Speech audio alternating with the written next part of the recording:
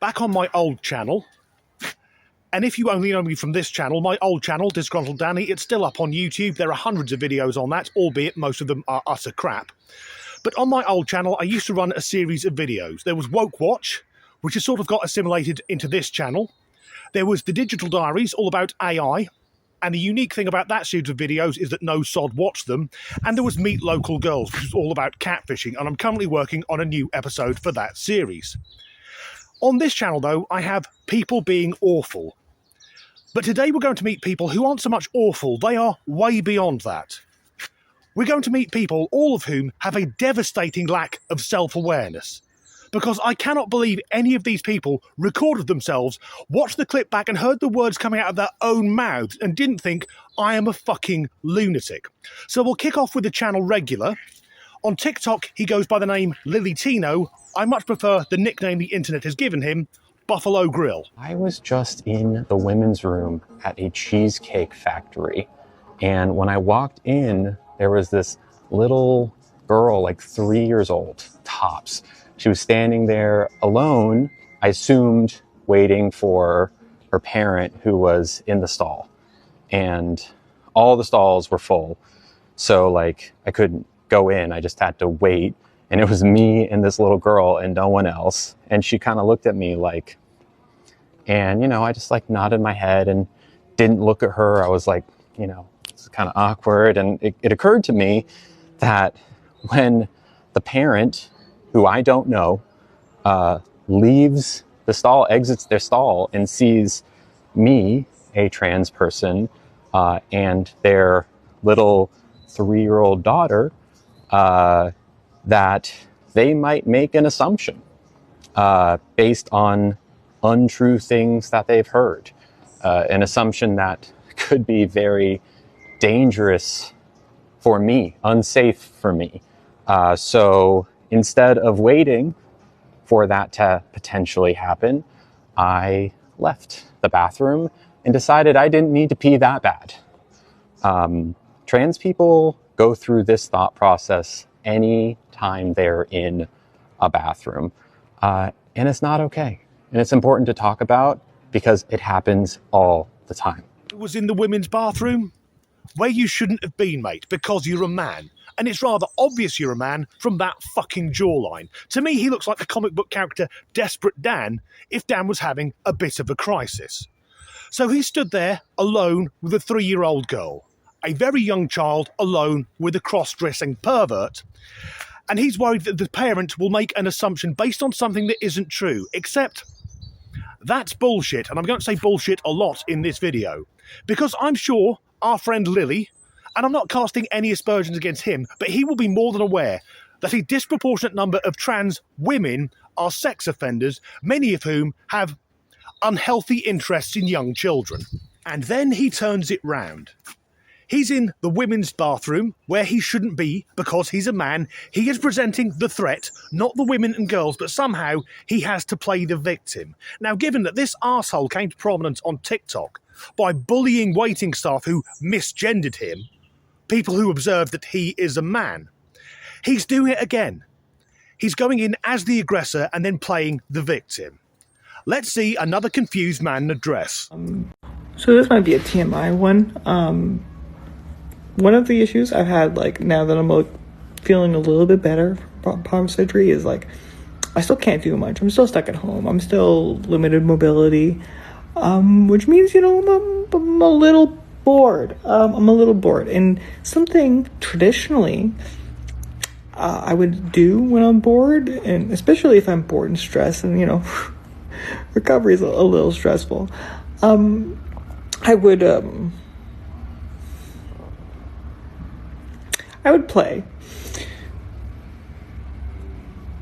And since I'm not allowed to do that for another 2 months, it's making for some really weird vibes.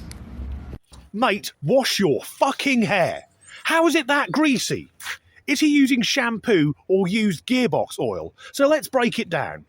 He sat at home recovering from bottom surgery, lamenting that in the past when he felt stressed, he would have a wank. But he can't do that now because he's had his dick cut off. Why did that man sit at home and think the rest of the world desperately needs to know this? Next. Love my mom because she's so like locked into me. Like, so like obviously this is my natural hair, but my mom's natural hair looks like this. Blonde and everything. And so then sometimes when we're out and she like sees one of her friends, they'll be like, oh my god, your daughter's so pretty. I love her hair. And my mom's like, my mom already knows game. She knows not to be like, that's a wig. She's like, got it from me. She gets her hair from me. That's not his real hair. Never. He doesn't look like a woman. He looks like Jabba the Hutt has joined Motley Crue circa 1988. And I'm calling bullshit once again. His mother's friends, unless all of his mother's friends are visually impaired, are not saying how pretty he is. Because he's fuck ugly as a bloke, let alone as a bloke cosplaying, LARPing as a woman, and he laughs like a psychopath. Speaking of which... Humans without the guidance of Islam are worse than animals. Because at least a dog will know that there is one creator. But me and you, if we didn't have Islam, subhanallah. Kuffar, what they get up to because they don't have Islam is crazy. So please use this as a reminder to be grateful and say alhamdulillah that you have Islam. Because guess who doesn't have Islam? The kuffar. And what do? They eat the blood of a pig. Yes, when it comes to a lack of self-awareness, in my opinion, the followers of the religion of peace are in a different fucking league. They eat the blood of a pig. I can think of worse things, such as moving to someone else's country and demanding that they take on your medieval way of thinking, or murdering innocent civilians at a music festival, or how about getting lots of white and Sikh young girls and raping them on an almost industrial level. To me, that's worse than a fucking bacon sandwich. And of course, if it wasn't for the kafir, for the Jews and the Christians, there wouldn't even be Islam. For those who don't know, Islam is a bastardized version of the Jewish faith and the Christian faith. It's how that faith is interpreted by a deranged 7th century warlord who was a mass-murdering child molester. The whole praying 5 times a day, he got that from Syrian monks. And the name Allah? Well, I don't even know if the Muslims know this. They are praying to a God who's actually called Jehovah. It's the same God of the Jews and the Christians. The name Allah is the name of another God. From 1700 BC, I'm not making this up, Allah was the Babylonian god of violence. And in the 10 countries where first cousin marriage is most commonly practiced, these are the 10 countries which have, on average, the lowest IQ. 9 out of 10 of those countries all follow the same religion. Of course, alcohol is prohibited in Islam as well. Single malt whiskey, the only thing 12 years old that a Muslim won't touch. Difficult conversation with my brother. I told him that if I send a text message with these specific 2 words, I am going to flee and I will not contact you until I am safe in another country. So I have a go bag ready. I'm trying to save about $1,000 for myself by selling a bunch of my stuff. And then I'm also trying to get my passport. So those are like the next steps that I'm doing. But I'm not going to flee until I absolutely fucking have to. I'm going to stand and fight as long as I can. But I have kids in my town. My kids are living with my ex-wife in the town that I'm in. So I don't want to flee. I don't want to leave my kids. But if I absolutely have to, I will.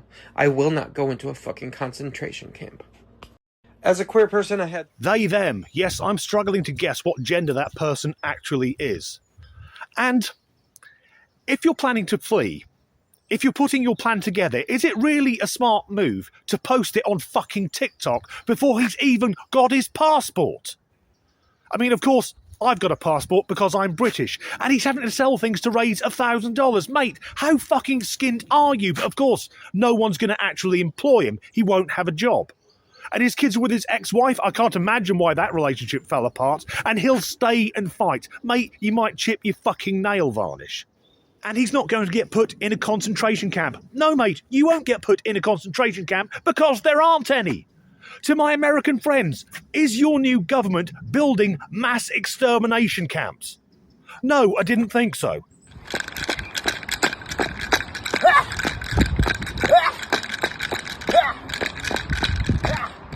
Hello there. Words fail me. That's another gentleman failing to look like a woman. Why do his shoes have things that rattle in them? Although I guess that's a good thing because the general public will then be warned of his approach. And he can't even say the word bitch, and I'm fairly certain he's had that word shouted at him his entire life. Thus far, though, everyone we've seen has been a man. Or at least technically male. I'm sorry, I wish I could do something, but I can't. I don't know what to do. I'll try everything, I promise. I'm so sorry. Alright, love, calm it down. She doesn't know what to do. Her accent would suggest she's been raised in a tipping culture, yet tipping I don't think is compulsory. And it's not difficult given that the card reader is giving her several different options. So is she sad because she doesn't have the money to pay for a tip? Or is it just a Generation Z thing where she's fucking overwhelmed when given any task? There's one clip left, and my god, this one's strange. I know that this wasn't common knowledge, and if you didn't know this, that means you don't follow me. But white people have always indulged in cannibalism. They ate their slaves, and they ate black people that were free after the Emancipation Proclamation, after lynchings. If you didn't know this, you don't follow me, and if you don't follow me, you should follow me. My name's Chemistry. I teach Black history. I'm not part of Hillman Talk. I just do it for fun, and out of the passion that I have for spreading Black history. And just like everything else on my page, I'm not just feeding you a bunch of bullshit. There are a plethora of books that you can look into that proves that this is a fact. Books like The Delectable Negro, which covers recipes of how to eat black people. Another book called Edible People, The Historical Consumption of Negroes and Foreigners, and I believe it was like The Cannibalistic Trade. And that's just two of many. But yeah, if you want to know more about the topic, if you scroll down on my page, I have a video called White People Ate Black People. It's very, very informative. So go ahead, learn. As a white person, I would like to state categorically that I have never engaged in cannibalism, nor do I know anyone who has.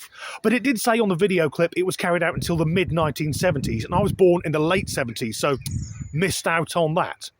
Now, to play with very lazy stereotypes, if we think of cannibals, which image springs to mind? Is it those pesky white people going around the world with their electricity and motorised transport? I mean, fuck me. Even the Romans had underfloor heating and running water. Or is it more the image of African tribes people who, to date in 2025, technologically still haven't moved past a fucking mud hut? Also, eating a human being. That sounds like something that would come from desperation. Now, Europe and North America aren't often plagued by crop failures or droughts, whereas areas of Africa, in mostly Muslim countries, they are. Almost like God's giving them a hint. And I don't believe that Chemistry is really her name, and I do think she's talking a bunch of bullshit. And if not, she's being very selective with what she's saying to support her own anti-white racist narrative.